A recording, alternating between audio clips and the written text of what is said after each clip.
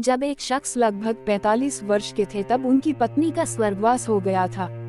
लोगों ने दूसरी शादी की सलाह दी, परंतु उन्होंने यह कहकर मना कर दिया कि पुत्र के रूप में पत्नी की दी हुई भेंट मेरे पास है, इसी के साथ पूरी जिंदगी अच्छे से कट जाएगी। पुत्र जब वयस्क हुआ तो पूरा कारोबार पुत्र के हवाले कर दिया। स्वयं कभी अपने तो कभी दोस्तों के ऑफिस में बैठकर समय व्यतीत करने लगे। पुत्र की शादी के बाद वह और अधिक निश्चित हो गए। पूरा घर बहू को सुपुर्द कर दिया।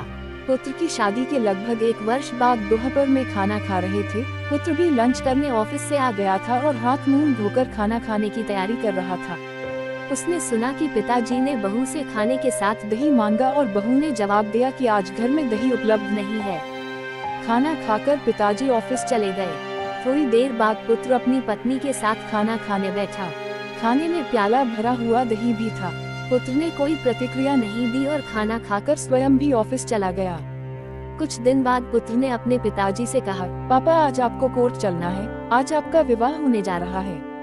पिता ने आश्चर्य से पुत्र की तरफ देखा और कहा, बेटा मुझे पत्नी की आवश्यकता नहीं है और मैं तुझे इतना स्नेह देता हूँ कि शायद तुझे भी माँ की जरूरत नहीं है, फिर दूसरा विवाह क्यों?